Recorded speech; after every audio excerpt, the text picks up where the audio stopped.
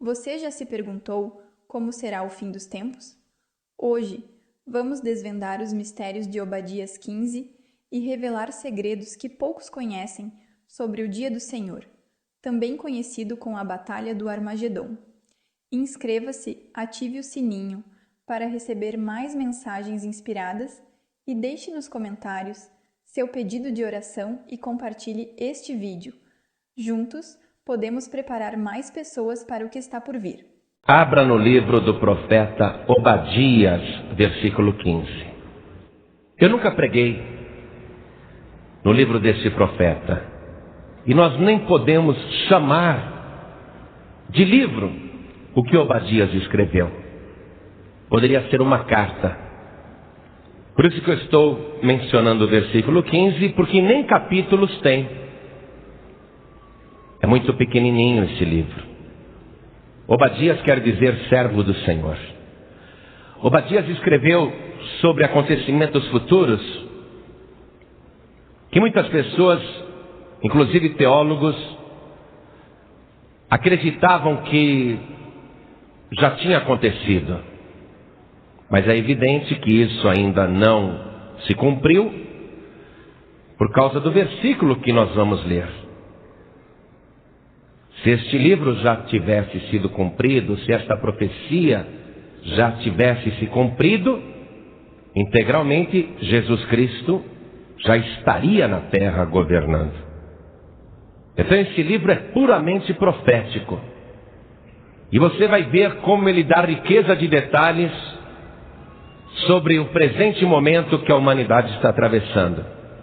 Eu vou destacar o versículo 15, mas depois nós vamos estudar Obadias, este pequeníssimo livro, nós vamos estudá-lo inteiramente. Será rápido, será fácil e você compreenderá.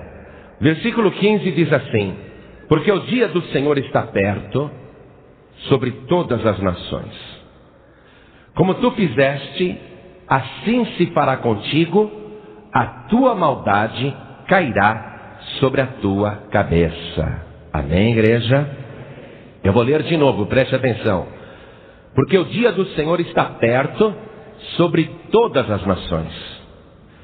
Como tu fizeste, assim se fará contigo, a tua maldade cairá sobre a tua cabeça. Agora eu leio e toda a igreja repete em seguida. Vamos lá. Porque, bem alto, porque o dia do Senhor está perto sobre todas as nações. Como tu fizeste, assim se fará contigo. A tua maldade cairá sobre a tua cabeça. Amém? Você crê na palavra de Deus? Você crê que este livro é o mais atualizado do mundo? Quem crê nisso? A Bíblia explica o passado, fala o que acontece no presente e diz o que vai acontecer no futuro. Nenhum outro livro tem essa capacidade. Esse livro é todo confirmado por ele mesmo, porque ele é a palavra do Deus Todo-Poderoso. Se você crê nisso, desocupe as suas mãos e dê a melhor salva de palmas para a palavra de Deus. E quem estiver ouvindo pela rádio também aplauda o Senhor. Onde alguém estiver ouvindo agora, glorifique a Deus. Você que está aqui nesta igreja e você que está ouvindo em casa ou no trabalho ou em trânsito, abra a tua boca e diga glória a Deus. Isso, continua glorificando e aplaudindo. Vamos fazer um grande louvor subir até o trono de Deus. Vamos fazer este louvor entrar ali na glória e chamar a atenção de Deus de uma tal maneira que Ele comece a derramar virtude e poder sobre cada vida que o está glorificando agora. Isso, aplaude e glorifica, aplaude e dá glória. Senhor Deus, recebe o louvor agora da tua igreja, este louvor que está se levantando em todo o Brasil. Pai querido, abre o céu para receber.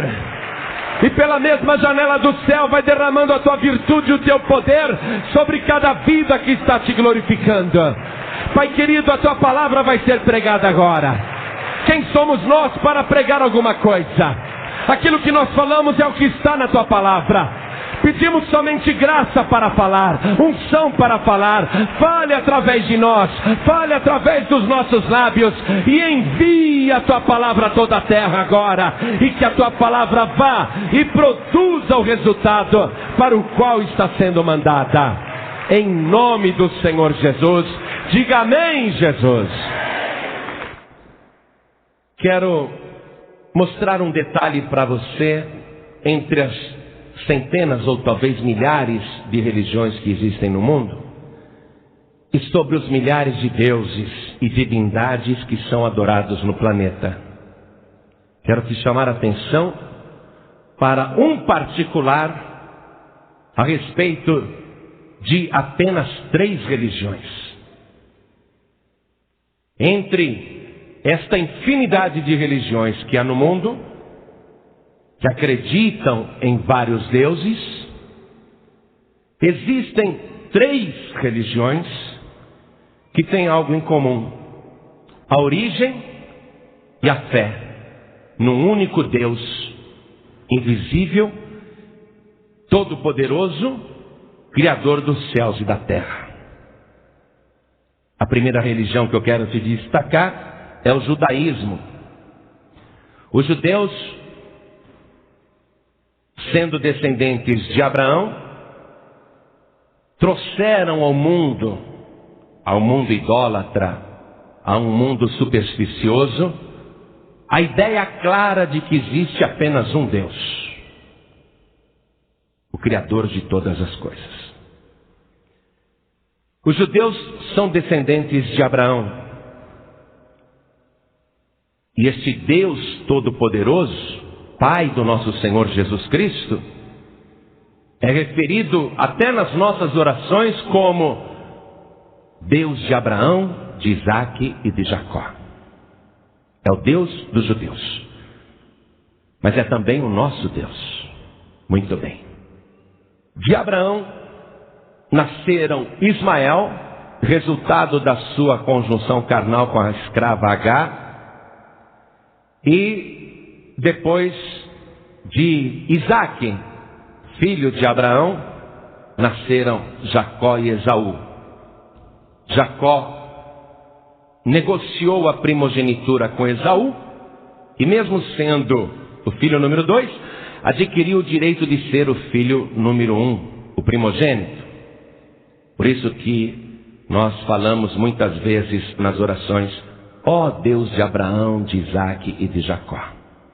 Mas Esaú, amargurado por ter perdido a bênção, por não ter conseguido que Isaque, seu pai, o abençoasse, e com ódio de Jacó e ressentimento contra sua mãe Rebeca, que fez aquele plano para enganá-lo, ele sai da casa de seu pai, Isaque, ele abandona sua mãe Rebeca e se une ao seu tio Ismael.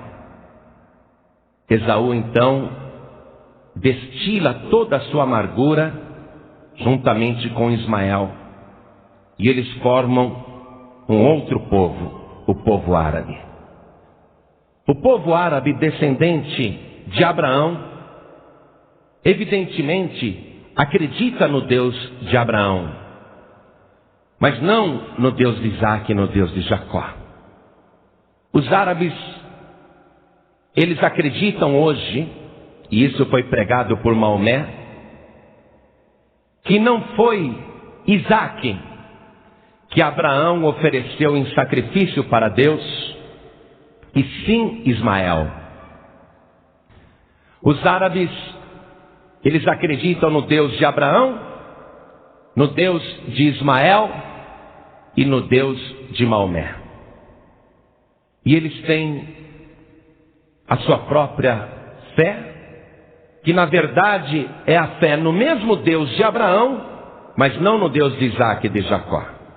No Deus de Abraão, no Deus de Ismael e no Deus de Maomé. E eles consideram o Antigo Testamento, a Bíblia dos Judeus, um livro histórico e revelador, mas a fé dos árabes é baseada no Alcorão. E o Alcorão possui muitos ensinamentos que foram extraídos por Maomé do Antigo Testamento dos judeus. Assim como também a religião cristã, que é a terceira religião que tem algo em comum com estas outras duas que eu falei, a religião cristã também acredita no Deus de Abraão, acredita no Deus de Isaac, no Deus de Jacó, mas o nosso Deus revelado, visível, é o Senhor Jesus. Nós acreditamos em Jesus Cristo. E veja só uma coisa, essas três religiões vieram de um único homem, Abraão. E estas são as três únicas religiões na face da terra que acreditam no Deus invisível, ainda que para os judeus ele seja Jeová, ou Javé, ou Yahvé, ainda que para os muçulmanos ele seja Alá, e ainda que para os cristãos ele seja Cristo. Na verdade, estas três religiões têm em comum que acreditam nesse Deus de Abraão. Porém, os árabes, por causa da pregação de Maomé, os islamitas, aqueles que são convertidos ao Islã, eles acreditam de uma maneira toda particular. Eles têm o Alcorão como regra total de vida social e de vida espiritual. E eles encontram ali no Alcorão muitos ensinamentos, inclusive dos evangelhos, porque Maomé extraiu muitas coisas do evangelho e colocou no Alcorão. Mas para eles a revelação definitiva é o Alcorão e Maomé. Eles só acreditam nisso. E a palavra Islã quer dizer rendição. A fé islâmica prega a rendição dos infiéis.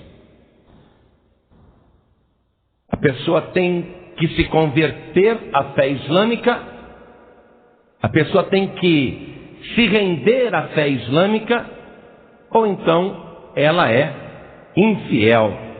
Na Indonésia, atualmente, os seus moradores vivem um drama, porque o islamismo ali domina, e quem não é islamita, ou islâmico, ou quem não é maometano, que é a mesma coisa, quem não se converte, morre.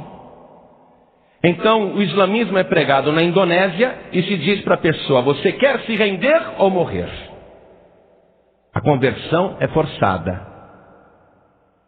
Ou a rendição ou a morte. É assim que eles creem. É assim que eles pregam. Apesar de o Alcorão ter várias passagens falando de paz, falando de amor. Porém, o Alcorão autoriza a guerra contra as nações infiéis, até que elas se rendam ao Islã. Os árabes, portanto, vivem uma fé ditatorial. Ou você aceita o islamismo ou morre, e eles vão querer implantar isso no mundo inteiro. Só não fizeram isso ainda, porque a coisa está caminhando. A coisa está progredindo. Em muitas nações, a coisa já é bem radical. Nós não podemos pregar em nenhum país árabe. Eles não nos dão liberdade de abrir igrejas ou de distribuir um simples folheto falando de Jesus Cristo. Qualquer pessoa que fizer isso será presa ou morta. Mas eles podem vir no Brasil, ou podem vir em qualquer país ocidental, anunciar abertamente a doutrina, o Alcorão. Eles podem abrir quantas mesquitas quiserem, e eles têm total liberdade para pregar no mundo ocidental, no Brasil inclusive, a sua fé. A nossa Constituição garante essa liberdade a eles, mas eles não garantem o mesmo para nós em seus países. Porque para eles, só o islamismo está certo. Ou você se rende, ou você morre. Ou você é muçulmano, ou você é um infiel. E para aquele fanático muçulmano, Matar alguém da fé contrária não é crime, não é assassinato. Matar um infiel é até um ato de heroísmo, porque é assim que eles creem. Se tornaram belicosos. Agora, veja só. Muçulmanos, árabes, de verdade são apenas 300 milhões no mundo. Mas hoje se fala que o número de muçulmanos no planeta chega a 1 bilhão e 300 milhões ou 1 bilhão e meio de pessoas. Quer dizer que pessoas no mundo inteiro, de várias nações e países, estão abraçando a fé islâmica e estão se tornando árabes pela fé. Você vê que alguém que se converte ao islamismo, o homem ele vai aderir imediatamente aos costumes do Islã, e a mulher pode ser brasileira, ou japonesa, ou americana, ela vai adotar imediatamente aquele costume, inclusive com aquelas roupas escuras que só deixam os olhos à vista. Então a pessoa se torna, vamos dizer, árabe pela fé. Pastor João Ribe, por que isso está nos afetando desta maneira? Não somente a nós, mas ao mundo todo, porque daqui para frente, uma nova situação mundial foi criada e vai progredir nessa direção, e cada vez vai ficar mais polarizada entre essas três religiões. Cada vez mais. O que acontece em Israel nos diz respeito, o que acontece na Palestina e nos países árabes nos diz respeito, e o que acontece às nações cristãs, não importa a que distância elas estejam do Brasil, também nos diz respeito. Porque assim como um africano que se converte ao islamismo se torna árabe pela fé, se um judeu ou um brasileiro ou um americano abraça o judaísmo, ele se torna judeu pela fé também. Se um argentino se converter ao judaísmo, ele é um judeu pela fé. Assim como qualquer pessoa de qualquer nacionalidade, se converter ao cristianismo, é filho de Deus pela fé. Amém? É um cristão pela fé. Então, não são apenas povos árabes, judeus e ocidentais. Pessoas do mundo inteiro. Pessoas de qualquer nacionalidade que abraçar uma dessas três religiões se torna parte desta religião e daquele povo. Então vamos simplificar a coisa. Existem apenas 3 nações na terra. Amém? A nação judaica, que não é só constituída de judeus de nascimento, mas de todos aqueles que aderem ao judaísmo. A nação muçulmana, que não é constituída somente de árabes, mas de todos aqueles que abraçam a fé islâmica. E o cristianismo, que é também constituído por todos aqueles que abraçam a fé cristã. Agora, conosco há uma diferença fundamental. O judeu é judeu porque ele é descendente de Abraão. O islamita ele é assim porque ele descende de Ismael, porque ele crê em Esaú e crê em Maomé, e ele acredita ali no Alcorão.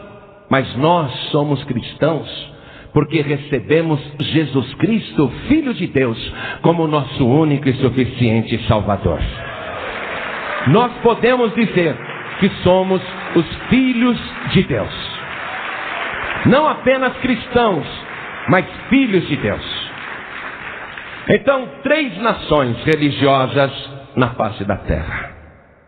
No livro de Gálatas, capítulo 3, versículo 29, está escrito assim: e se sois de Cristo, logo sois descendência de Abraão e herdeiros conforme a promessa.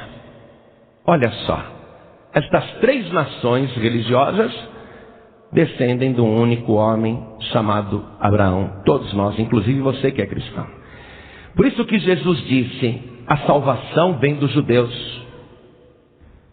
Porque o islamismo é derivado disso e o cristianismo também, porque Jesus era judeu. São João capítulo 1, versículo 11 e 12 diz assim: veio para os seus, mas os seus não o receberam. Isto é, veio para os judeus, mas os judeus não o receberam, não quiseram Cristo. Mas a todos quantos o receberam, deu-lhes o poder de serem feitos filhos de Deus. Amém?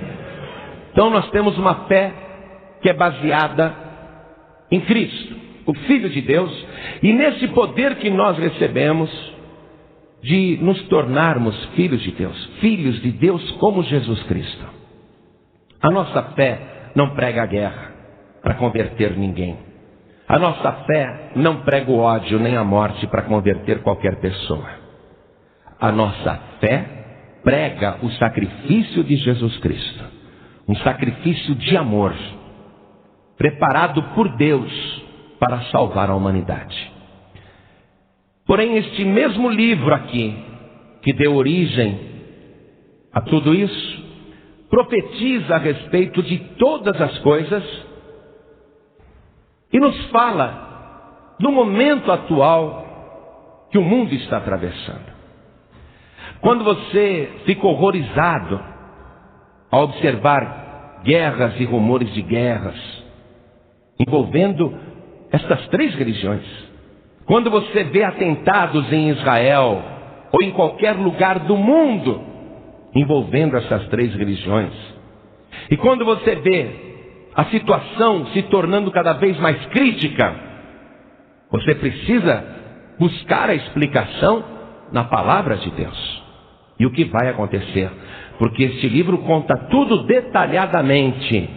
E nós estamos vivendo um momento em que tudo está sendo esclarecido e revelado. Então eu quero voltar com você aqui na palavra de Deus e mostrar que a estratégia muçulmana fanática de querer converter as outras duas nações religiosas na marra ao islamismo, isso não tem aprovação de Deus.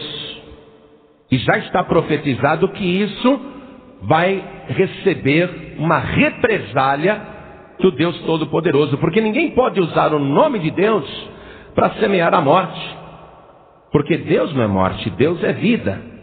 Profeta Ezequiel capítulo 35, versículo 10, está escrito assim, Deus falando, preste atenção: visto como dizes, os dois povos e as duas terras serão meus, e os possuiremos, sendo que o Senhor se achava ali.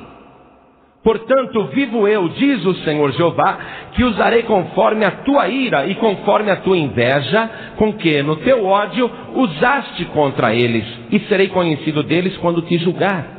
E saberás que eu, o Senhor, ouvi todas as tuas blasfêmias que proferiste contra os montes de Israel, dizendo, já estão assolados, a nós nos são entregues por pasto. Vós vos engrandecestes contra mim com a vossa boca e multiplicastes as vossas palavras contra mim. Eu o ouvi. Assim diz o Senhor Jeová, enquanto se alegra toda a terra, a ti te porei em assolação. Como te alegraste com a herança da casa de Israel, porque foi assolada, assim te farei a ti. Assolado serás, ó monte Seir, e todo Edom, sim todo, e saberão que eu sou o Senhor. Eu li para você Gálatas 3:29, ou melhor dizendo, mencionei para você o seguinte: e se sois de Cristo, logo sois descendência de Abraão e herdeiros conforme a promessa. Nós somos a herança e nós somos os herdeiros. Como te alegraste com a herança da casa de Israel, porque foi assolada, assim te farei a ti, assolado serás, ó monte Seir, e todo Edom, sim todo, e saberão que eu sou o Senhor. O monte Seir era o local onde habitavam os edomitas, e os edomitas são os descendentes de Esaú. Veja comigo, livro de Gênesis, capítulo 36, versículo 1, e depois nós vamos ler também o versículo 8. Gênesis 36, versículo 1 está escrito assim: E estas são as gerações de Esaú, que é Edom. Versículo 8. Portanto, Esaú habitou na montanha de Seir. Esaú é Edom. Então os descendentes de Esaú foram habitar ali na montanha de Seir, e o juízo de Deus foi proferido sobre os seus descendentes, por aquilo que eles estão fazendo atualmente e se alegrando por isso. Eu quero agora voltar com você no livro do profeta Obadias, e nós vamos percorrê-lo, e eu quero que você tenha em mente tudo o que está acontecendo no mundo neste momento e o que vai acontecer ainda, para ver qual é o final dessa história, a que tudo isto vai levar. Então vamos lá, profeta Obadias. Nós vamos ler todos os versículos, porque são poucos, não custa nada, e a profecia é muito precisa e esclarecedora. Começa assim: visão de Obadias, servo do Senhor. Assim diz o Senhor Jeová a respeito de Edom: temos ouvido a pregação do Senhor, e foi enviado às nações um embaixador dizendo: levantai-vos e levantemo-nos contra ela para a guerra. Ninguém tenha dúvida nenhuma, é uma guerra. Eis que te fiz pequeno entre as nações, tu és muito desprezado. Sempre foram. Os descendentes de Esaú sempre foram pequenos e desprezados pelo mundo todo. Já chegou a ser pejorativo, eu me lembro disso. Qualquer pessoa que porventura fosse um pouquinho mais nariguda, as pessoas diziam: olha o turco aí. Ou qualquer pessoa que porventura cometesse um deslize, sendo desonesta, chamavam ela de turca, e assim por diante. No mundo todo, esse desprezo, os povos árabes sempre foram pequenos e desprezados entre as nações.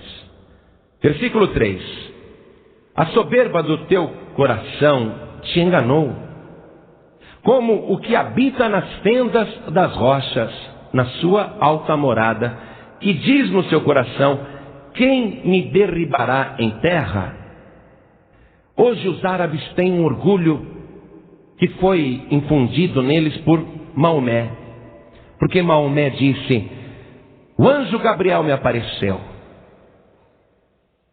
disse que os árabes foram escolhidos agora pelo próprio Alá para trazer a última revelação de sua vontade a toda a terra. Nós agora temos a nossa própria Bíblia. Nós agora temos o nosso próprio dia santo. Nós agora temos a nossa própria capital santa. Nós agora somos o povo escolhido. E Maomé escreveu tudo o que ele imaginou, e os árabes acreditam piamente em tudo aquilo. E um orgulho muito grande está dentro deles agora, uma soberba. Mas essa soberba está enganando os árabes. A soberba do teu coração te enganou, como o que habita nas fendas das rochas, na sua alta morada, que diz no seu coração: quem me derribará em terra?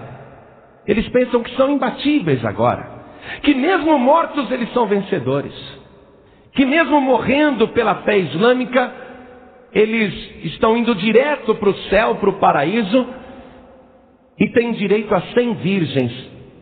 E eu li hoje que essas 100 virgens, que cada mártir muçulmano tem direito, por ter morrido pela fé islâmica, eu li que essas 100 virgens, mesmo depois de fazerem sexo lá no paraíso com eles, continuam virgens. É isso que eles creem. Eles acreditam, eles estão nessa soberba. Eles acreditam nisso. Eles acham que são imbatíveis agora. Eles acham que não podem cair de jeito nenhum. É isso que move a fé muçulmana. Não pense que eles estarão te dando qualquer outra opção. Pode ter certeza. O final é isto mesmo que já está acontecendo em várias partes do mundo. E se eles tivessem condição de tomar conta do Brasil, você iria viver como se vive no Irã, como se vive no Afeganistão, como se vive no Sudão, como se vive em vários países muçulmanos. Ia viver daquele jeito. sem qualquer liberdade. Então, não pense que é diferente. Não estou com isso falando mal dos árabes. Por quê? Porque não são apenas árabes os constituintes da fé muçulmana. Pessoas de todas as nações estão se convertendo ao islamismo. Assim como os cristãos não são apenas de um país, mas de várias nações, e os judeus estão espalhados no mundo inteiro. Se um judeu nascer no Brasil e ele é adepto do judaísmo, ele é judeu. Então não estou falando mal dos árabes, preste atenção. Estamos explicando a coisa, o que está acontecendo. Os guerreiros islamitas estão abrigados nas fendas das rochas. Eles saem daquelas tendas de tecido ou de pele, de ovelha ou de cabra, e eles se abrigam nas montanhas. Eles se escondem nas fendas das montanhas. Eles acham que ali estão protegidos, que eles podem fazer o que quiserem e quando precisarem, correrão para as montanhas e se esconderão nas fendas das rochas. E é isso que muitos deles estão fazendo nesse momento, porque esta é a fé. Eles pensam, nós estamos aqui escondidos nesta montanha, na fenda desta montanha, e não há nenhum perigo à nossa vida ou à nossa integridade. Eles acreditam que são intocáveis. Eles confiam nas montanhas de Seir. Versículo 4: se te elevares como águia e puseres o teu ninho entre as estrelas, dali te derribarei, diz o Senhor. Se viessem a ti ladrões ou roubadores de noite, entre parênteses, está aqui na minha Bíblia e na sua também, como estás destruído? Não furtariam o que lhes bastasse? Se a ti viessem os vindimadores, não deixariam alguns cachos? Vamos dar o exemplo do Afeganistão, que hoje é o país mais muçulmano da terra. O país mais fanático, onde eles se abrigam ali nas fendas das montanhas e programam ataques no mundo inteiro. Lá é o quartel-general do fanatismo do Islã. É de lá que eles arquitetam essa rede mundial que envolve todas as nações, com o propósito de destruir os infiéis. Nós, no caso. O Afeganistão está totalmente destruído. Quando a gente fica conhecendo aquele povo e vê o estado em que eles estão vivendo, morando, um país arrasado por 10 anos de guerra contra a União Soviética, um país que não tem mais agricultura, que não tem mais hospitais, que não tem mais indústrias, que não tem mais empresas, que não tem emprego para ninguém, um povo que não tem nem água para beber, porque vive a maior seca de todos os tempos. Eles não têm mais nada para perder. E eles pensam, o que nós temos para perder? Nós só temos a ganhar. Se morrer por causa da fé islâmica, nós vamos direto para o paraíso, vamos viver em delícias. Eles estão pensando, o que nós temos para perder? E o que há para qualquer nação ocidental ali a ser destruído? Porque já está tudo destruído. Se viessem a ti ladrões ou roubadores de noite, como estás destruído? Não furtariam o que lhes bastasse? Se a ti viessem os vindimadores, não deixariam alguns cachos? Lá não tem nada, não tem mais nada para ser destruído. Os Estados Unidos gostaria de lançar muitas bombas no Afeganistão, mas eles pararam para pensar e disseram assim, não adianta bombardear todo o Afeganistão, porque aquelas tendas custam $10 e cada míssil nosso custa $2 milhões. E mesmo que a gente lance um míssil, nós vamos destruir uma tenda baratinha que está vazia, porque eles já correram para as fendas das montanhas. Eles estão se escondendo.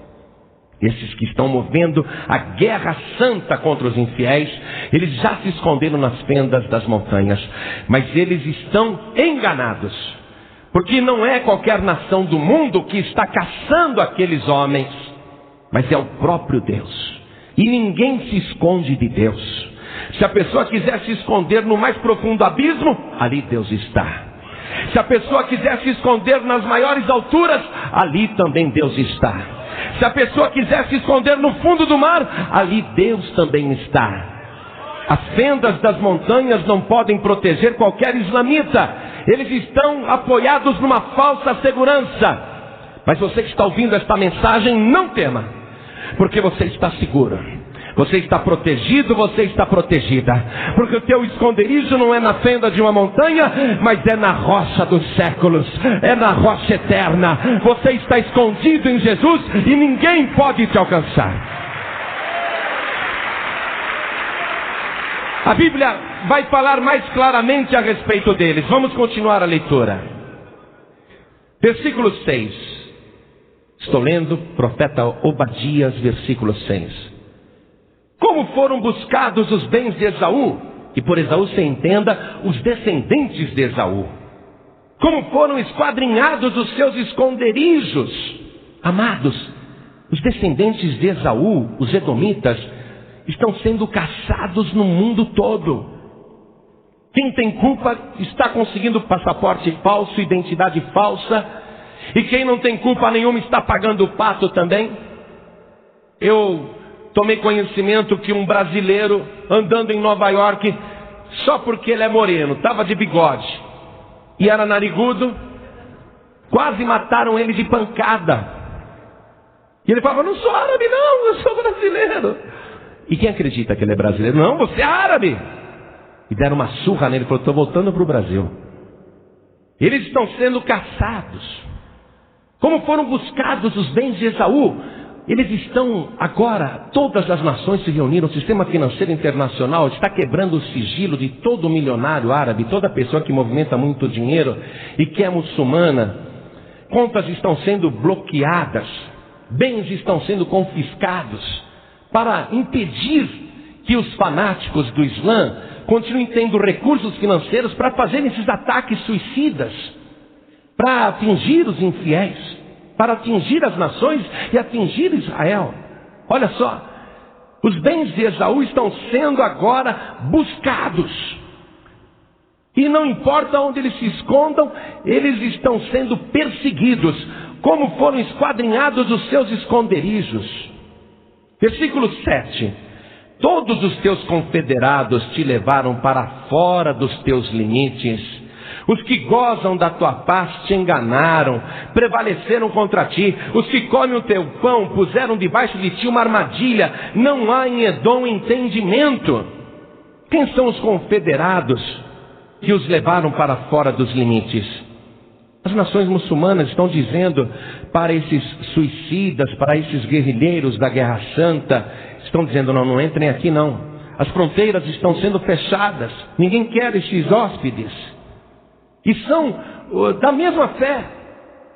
Todos os teus confederados te levaram para fora dos teus limites. Sai daqui, aqui não. Os que gozam da tua paz te enganaram, prevaleceram contra ti. Sabe como que eles conseguiam dinheiro?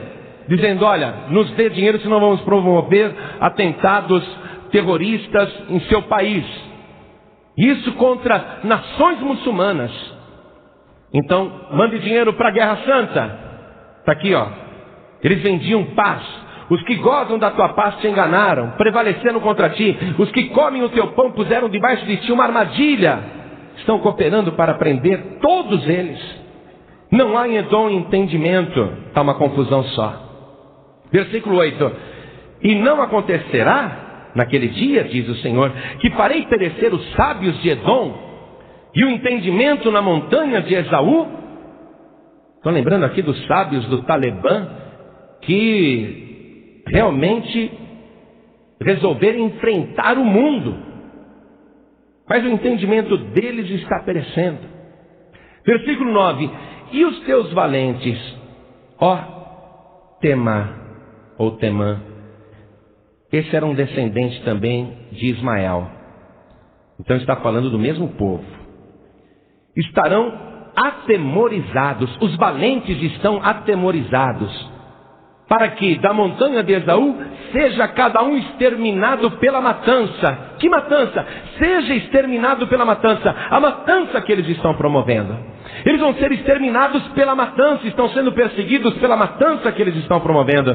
Por causa da violência feita a teu irmão Jacó. São irmãos, Deus está dizendo, vocês são irmãos e ficam se matando. Por causa da violência feita a teu irmão Jacó, cobrir-te-á a confusão e serás exterminado para sempre. No dia em que estiveste em frente dele, no dia em que os forasteiros levavam cativo o seu exército, e os estranhos entravam pelas suas portas e lançavam sortes sobre Jerusalém, tu mesmo eras um deles. Amados, eles sequestram aviões e obrigam pessoas a irem para onde não querem. Eles levam as pessoas cativas. Eles entram como forasteiros nas nações.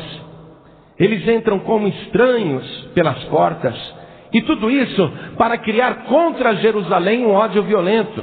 Se os Estados Unidos não apoiassem tanto Israel, não teria sofrido nenhum atentado. Eles atacaram os Estados Unidos porque eles consideram aquela nação amiga de Israel. São infiéis. Eles querem a destruição do Estado judeu. Olha só, amados, como que alguém pode querer viver com a destruição dos outros? Em Israel, eu fiquei admirado de ver isso. Eu não sei como é que eles concordaram em fazer isso, porque eu não imagino uma coisa dessa para o Brasil. Em Israel você está andando e algumas cidades de Israel, pertencentes ao povo judeu, foram dadas aos palestinos em troca de paz. Jericó, por exemplo, é a capital da Palestina. Foi dada para os palestinos. Israel disse: toma conta dessa cidade, vocês podem viver aí. Toma Jericó de mão beijada. E fizeram a mesma coisa com Belém, a cidade que nasceu Jesus Cristo, está no poder dos palestinos, mas é uma cidade dentro de Israel. Você imagine se o Brasil aqui falasse assim: bem, para não haver briga com os árabes, vamos dar para eles o estado de Tocantins. Para não haver briga com os argentinos, vamos dar para eles aqui a cidade de Santo André. Podem viver lá. Qual país que faz isso? Qual país que cede o seu território, a sua soberania e coloca o inimigo dentro de casa? É porque quer paz. Israel quer paz. Cede território para viver em paz, mas a mente dos descendentes de Esaú já decretou a sentença: o Estado judeu tem que ser eliminado. Eles não podem possuir essa terra. Eles têm que sair daqui. E isso realmente causa espanto. A boa vontade de Israel dando território e o desejo deles ali morando lá dentro, explodindo bombas para aniquilar os descendentes de Abraão, Isaque e Jacó. E fique você sabendo que de todas as nações da terra, só existe um povo que recebeu a posse da terra dada pelo verdadeiro dono. Deus é o possuidor dos céus e da terra, e Deus deu de papel passado, e você encontra isso no Antigo Testamento, Deus dizendo para Abraão: essa terra eu dou a ti e aos teus descendentes. Só existe um povo na terra que realmente tem legitimidade para possuir um território, e é o povo descendente de Abraão, o povo judeu. Nós estamos aqui no Brasil, somos brasileiros, mas tomamos esse território dos índios que estavam antes da gente. Nós nos apossamos desse território, mas Israel recebeu de Deus, e Deus é o dono da terra. E o único povo que recebeu a terra legitimamente é ameaçado o tempo todo de extinção. Compreenda a iniquidade, compreenda a maldade.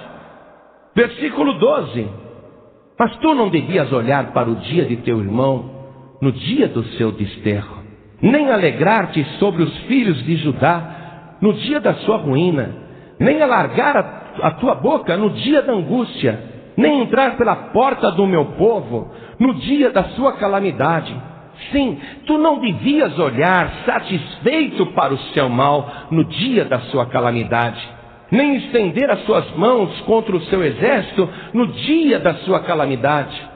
Tudo que acontece de ruim com os judeus, explosão de embaixadas, consulados, atentados que explodem e matam inocentes, eles comemoram. Os descendentes de Esaú comemoram aplaudindo, cantando, dando festa. Deus fica indignado com isso. Tu não devias fazer isso, diz o Senhor. Versículo 15, que foi o que nós lemos: porque o dia do Senhor está perto sobre todas as nações. Como tu fizeste, assim se fará contigo. A tua maldade cairá sobre a tua cabeça. A terra está mergulhada no sangue de inocentes, na injustiça e na iniquidade. Deus colocou os povos na terra para que vivam bem. Deus não quer o mal do árabe, ou do judeu, ou do brasileiro, ou do americano, por mais iníquo que esse povo seja. Deus não quer que ninguém sofra por causa da sua nacionalidade. Deus não quer que qualquer pessoa sofra por causa da aparência da sua pele, ou por causa do formato do seu rosto. Deus não suporta essa injustiça porque todos são irmãos. E se nós não fôssemos descendentes de Abraão pela fé, não seríamos nós descendentes de Adão? Aquele que foi criado à imagem e semelhança de Deus? E se irmão mata irmão, e se derrama sangue inocente, aquilo que é semeado é aquilo que é colhido. Deus está dizendo, do mesmo modo que você fez, assim se fará contigo. A tua maldade cairá sobre a tua cabeça. Vai colher o que plantou. Mas agora é a justiça de Deus. Entenda isso. Não é por acaso que neste momento essas três religiões monoteístas que vieram de Abraão, não é por acaso que agora essas três religiões estão envolvidas nesse conflito mundial. É profético, é bíblico. E o que nós estamos vendo na palavra de Deus? Que o grande dia do Senhor está chegando. Que o próprio Deus está voltando. Deus não vai permitir que essas coisas continuem progredindo. Há muita coisa ainda para acontecer, acredite nisso. É o princípio das dores. Jesus disse, ainda não é o fim, é o princípio das dores. Essa dor vai aumentar muito, mas antes que a dor chegue no limite final, o Senhor Jesus vai mandar os anjos tocarem as trombetas, e os que são de Cristo, aqueles que foram lavados e remidos pelo sangue de Jesus, não ficarão nesse planeta, não passarão por essa tribulação. O dia do Senhor está perto. É por isso que eu te falei que esse livro de Obadias não falou de nenhum acontecimento passado, está falando de coisas presentes, e você vai continuar vendo isso. Versículo 16: porque como vós bebestes no monte da minha santidade, presta atenção, é o tempo todo falando com os edomitas, é o tempo todo falando com os descendentes de Esaú. Porque como vós bebestes no monte da minha santidade, assim beberão de contínuo todas as nações, beberão e engolirão e serão como se nunca tivessem sido. Hoje a cidade de Jerusalém está dividida entre essas três religiões. Uma parte de Jerusalém é muçulmana, e ali está a mesquita da cúpula dourada. É para os árabes o terceiro lugar mais sagrado do islamismo. O primeiro é Meca, o segundo é Medina e o terceiro é Jerusalém. A simples ida de um general israelense ali no território árabe, perto da mesquita da cúpula dourada, que está em posse dos árabes, provocou a intifada, uma rebelião, onde já morreram muitas pessoas. Eles não admitem ali a presença de qualquer israelense. No lado judeu, onde está o Muro das Lamentações, o que restou do grande templo, o templo de Salomão, os judeus oram o tempo todo ali, 3 vezes por dia. No mundo todo, quem não pode ir para Jerusalém, os judeus que estão espalhados no mundo também oram o tempo todo, dizendo: Jeová nos mande o Messias, nos envia o Messias. Eles não acreditam em Cristo. Os árabes estão ali no monte da santidade, no monte Sião. Eles estão bebendo ali, no monte da minha santidade. Eles estão num dos lugares mais sagrados do islamismo, mas o mais sagrado para Deus aqui na terra. Versículo 17: mas no monte Sião, em Jerusalém, mas no monte Sião haverá livramento, e ele será santo, e os da casa de Jacó possuirão as suas herdades. Nós estamos vivendo um momento, amados, em que o cenário do Armagedon já está todo desenhado. É a última e grande batalha. E essa última e grande batalha que está sendo travada hoje, assim, um pouquinho disfarçada, ela vai crescer de uma tal maneira e vai culminar para um local em Israel, chamado Armagedon.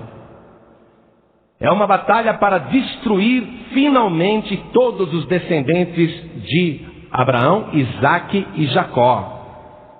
Nações do mundo inteiro vão se reunir numa grande guerra e ali vai ser o centro da batalha. É o grande local que a Bíblia profetiza. Livro de Apocalipse, capítulo 16, versículo 15. Você vai continuar com os teus olhos voltados para a Terra Santa, porque é ali que tudo vai terminar.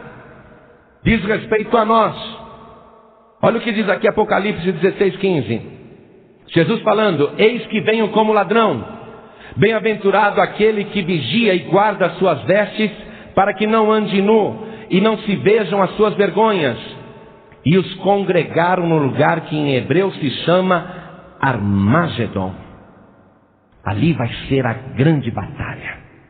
As forças ocidentais, cristãs, aliadas de Israel, estarão pelejando contra as nações, numa guerra religiosa.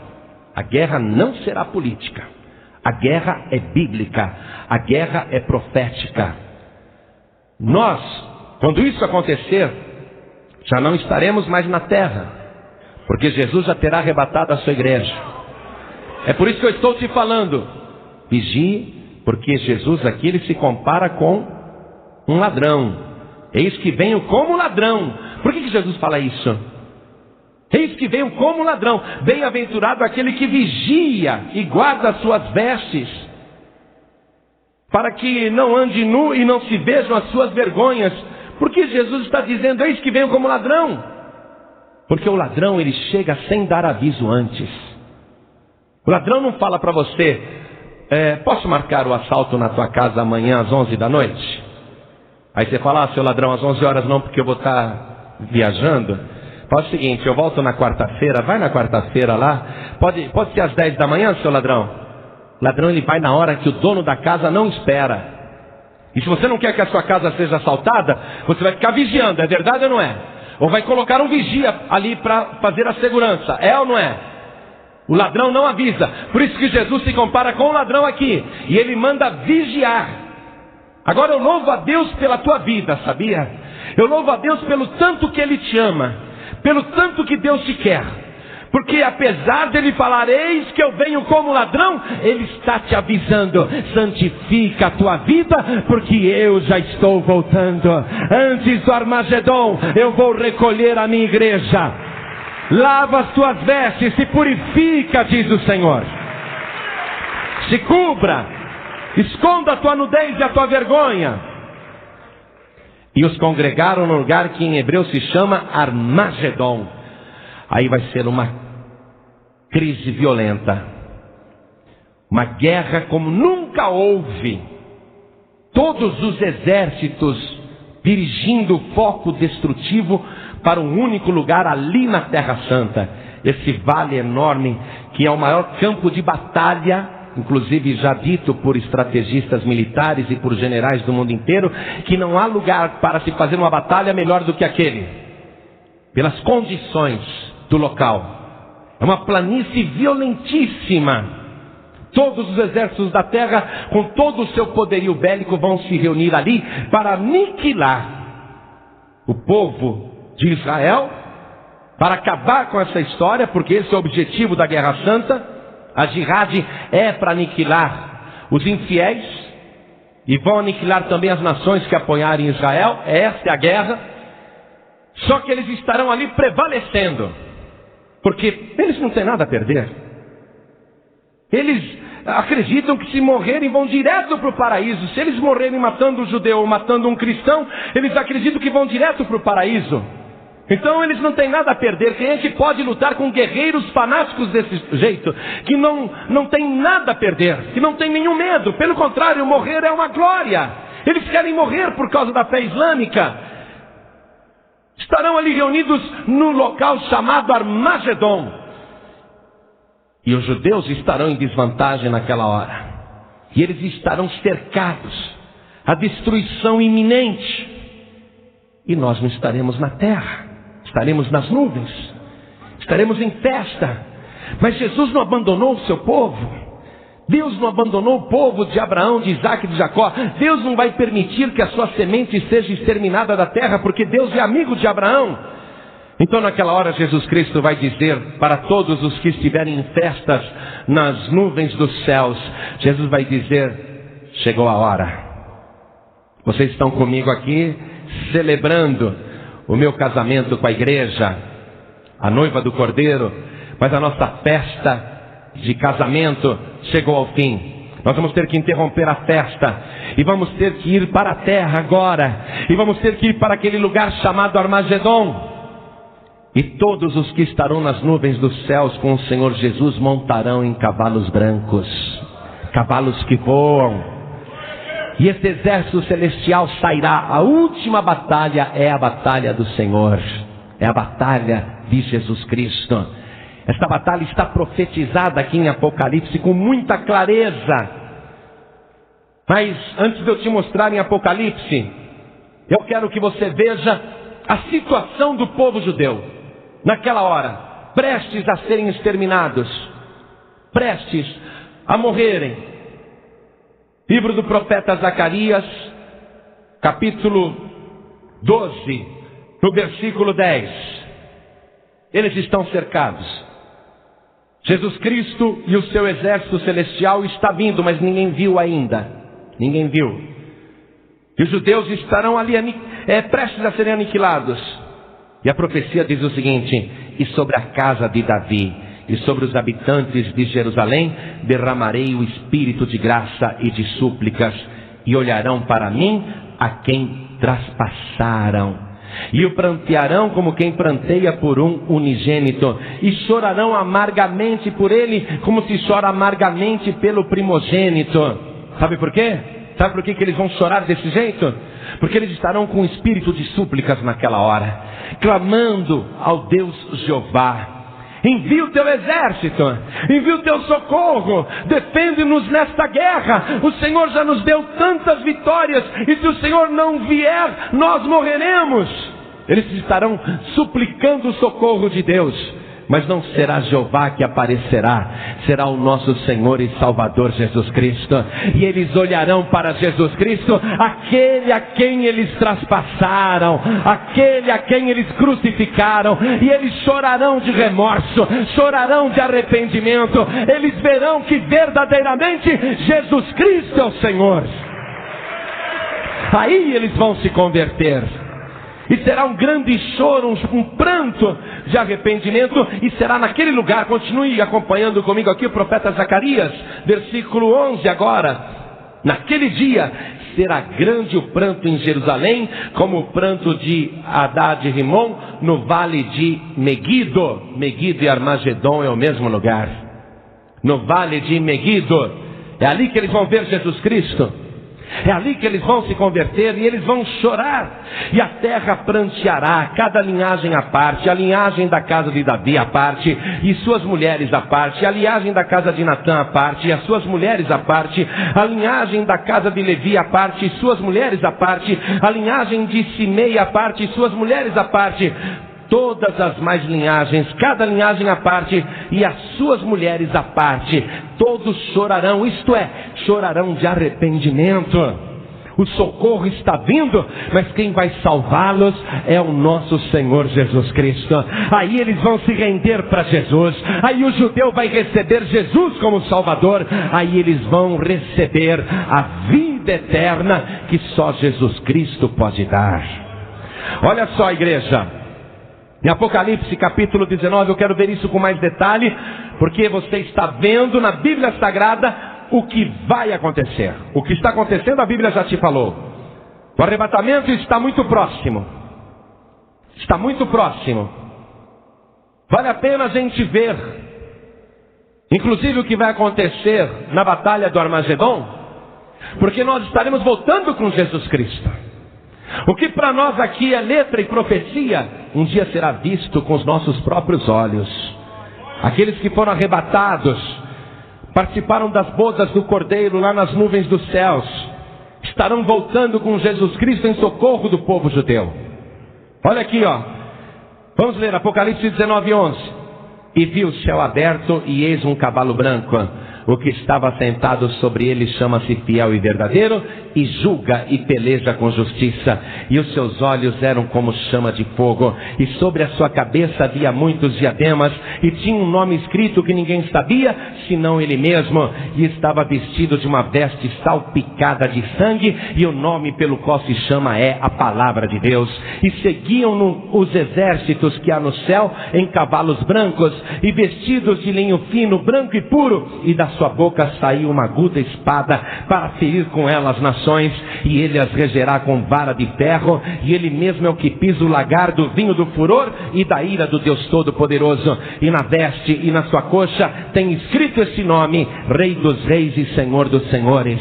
E vi um anjo que estava no sol, e chamou e clamou com grande voz, dizendo a todas as aves que voavam pelo meio do céu: vinde e ajuntai-vos à ceia do grande Deus, para que comais a carne dos reis, e a carne dos tribunos, e a carne dos fortes, e a carne dos cavalos, e dos que sobre eles se assentam, e a carne de todos os homens, livres e servos, pequenos e grandes.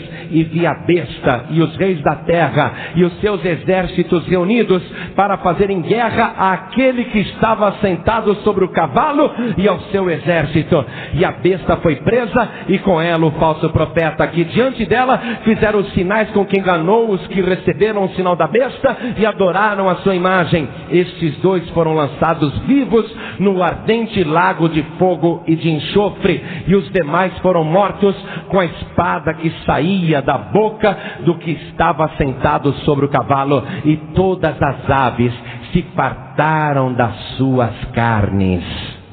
Sabe o que é isso, igreja? Todas as aves do céu serão convocadas para o final daquela batalha, porque vai ter tanto cadáver, vai ter tanta carne que não poderá apodrecer, porque o céu não vai aguentar o cheiro que vai subir. As aves serão convocadas para comer as carnes dos verdadeiros infiéis. Quero voltar com você em Obadias e já ir terminando a mensagem. Versículo 18. Profeta Obadias, versículo 18. E a casa de Jacó será fogo, e a casa de José chama, e a casa de Esaú palha. Deixa eu falar uma coisa aqui sobre a casa de Jacó. São os descendentes que ele teve. Será fogo. E a casa de José chama. Quem foi José? José foi uma pessoa à parte das 12 tribos, que viveu no Egito, numa nação estrangeira, e se tornou o mais poderoso do Egito. José, ele representa um governante aqui, um governante que é de uma nação estrangeira, aliado da casa de Jacó. Eu penso que aqui vai ser o mesmo aliado que sempre foi a nação mais poderosa da terra e a maior nação cristã do mundo, não resta dúvida. Eu acredito que José aqui no caso representa Estados Unidos. E a casa de Jacó será fogo, e a casa de José chama, e a casa de Esaú palha. E se acenderão contra eles e os consumirão, e ninguém mais restará da casa de Esaú, porque o Senhor o disse. E os do sul possuirão a montanha de Esaú, e os das planícies os filisteus. Olha os filisteus aqui. Filisteus é o povo palestino. Possuirão também os campos de Efraim e os campos de Samaria e Benjamim, Gileade. E os cativos deste exército dos filhos de Israel, que estão entre os cananeus, possuirão até Zarefate. E os cativos de Jerusalém, que estão em Sefarade, possuirão as cidades do sul.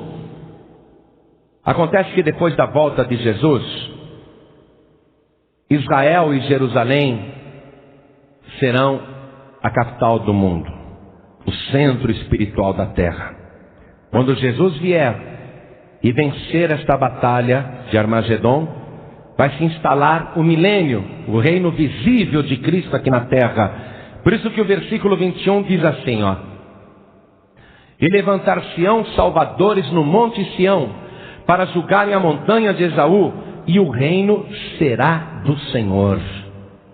Olha só, Obadias está falando no futuro, por isso que esse livro não se cumpriu. e o reino será do Senhor. Ele está se cumprindo agora, diante dos nossos olhos, com muita clareza. Quem são esses salvadores no Monte Sião? E levantar-se-ão salvadores no Monte Sião, para julgarem a montanha de Esaú, quer dizer, o resto das nações. E o reino será do Senhor. Quando Jesus vencer a batalha do Armagedon, ele vai dar ordem a um anjo que aprisione Satanás e o lance durante 1000 anos numa prisão onde Satanás não poderá mais interferir em nenhum lugar. Vamos em Apocalipse capítulo 20, eu estou terminando a mensagem, mas eu quero que você compreenda. Depois da batalha do Armagedon, e vi descer do céu um anjo que tinha a chave do abismo e uma grande cadeia na sua mão.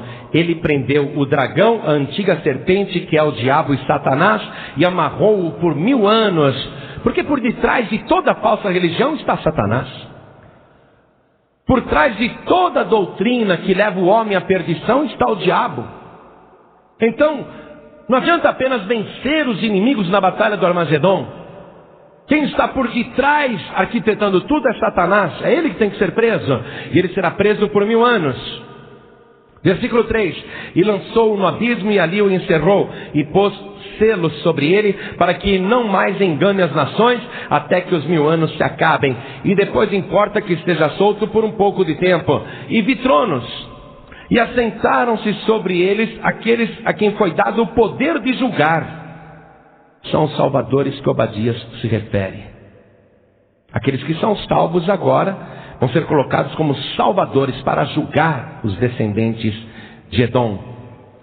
E vi tronos e assentaram-se sobre eles aqueles a quem foi dado o poder de julgar. E vi as almas daqueles que foram degolados pelo testemunho de Jesus e pela palavra de Deus, e que não adoraram a besta nem a sua imagem, e não receberam um sinal na testa nem na mão, e viveram e reinaram com Cristo durante 1000 anos. Olha aqui, igreja, nós vamos viver e reinar com Cristo durante 1000 anos, mas os outros mortos não reviveram até que os 1000 anos se acabaram. Esta é a primeira ressurreição. Bem-aventurado e santo aquele que tem parte na primeira ressurreição. Sobre estes não tem poder a segunda morte, mas serão sacerdotes de Deus e de Cristo, e reinarão com ele 1000 anos. Amém, igreja? Para ter parte na primeira ressurreição, você tem que ser de Cristo, tem que permanecer fiel a Cristo, tem que subir no arrebatamento e tem que voltar com Cristo. Esse processo começa aqui, para você que quer viver o livramento que está preparado por Deus para aqueles que são de Cristo. Ficarão aí os muçulmanos, ficarão aí os judeus, não tenha dúvida, todos os judeus, a menos aqueles que se converteram ao Messias. Ficarão os ocidentais que vivem neste mundo, mas não são de Cristo, que estarão em guerra, ficarão aí. Mas aqueles que são de Cristo serão livrados dessa grande tribulação. O momento mais importante nós estamos vivendo agora, igreja. É este exato momento que antecede o arrebatamento da igreja. Você pode se incluir no arrebatamento, ou você pode se preparar para estar no arrebatamento. E Jesus está mandando você vigiar. De modo que você que desviou, ou você que está desviando, chegou a hora de corrigir a tua vida. De modo que você que ainda não recebeu Jesus Cristo oficialmente como teu único Salvador e exclusivo Salvador, você precisa fazer isso agora. Eu gostaria de passar aqui a noite toda falando com vocês. Gostaria de continuar a leitura, mas nós avançamos muito no tempo. Já fomos ver até o milênio, mas a nossa questão não é o milênio, a nossa questão é hoje.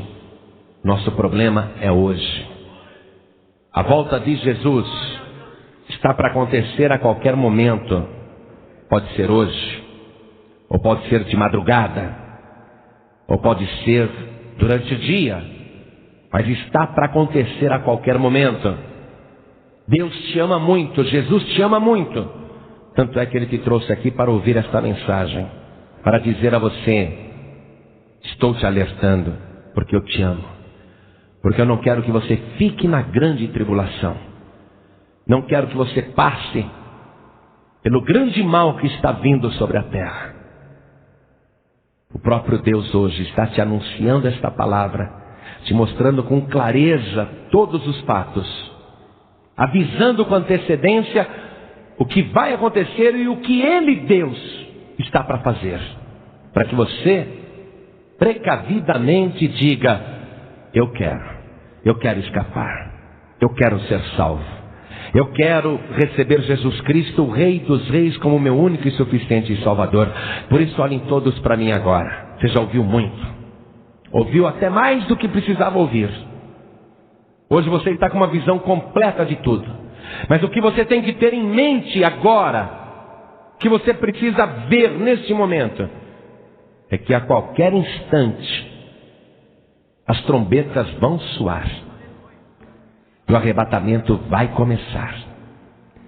Se você ainda não recebeu Jesus Cristo como teu único Salvador, esta é a melhor oportunidade que Deus te concede, para que você coloque o teu nome agora no livro da vida e se inclua no maior arrebatamento que vai ter sobre a face da terra, para que você escape da grande tribulação. Por isso eu pergunto, olhando para você, e quero que você olhe para mim também, eu pergunto agora: dos que estão aqui, quantos querem receber o Senhor Jesus como único e suficiente Salvador? Ergue a mão direita bem alto. Todos que querem receber Jesus como único Salvador, com glória. Muito bem, todos que ergueram as mãos, saiam dos seus lugares e venham aqui para frente agora. Venham para cá. E por cada vida que estiver chegando, vamos aplaudir isto. Vamos aplaudir o Senhor Jesus. Não deixe que outros percam esta revelação vital sobre o dia do Senhor. Compartilhe para que ninguém fique para trás. Seu like nos ajuda a alcançar mais almas antes que seja tarde. Você chegou até aqui? Você é uma bênção de Deus para a vida de alguém. Diga nos comentários: eu sei. Fique com Deus e até o próximo vídeo.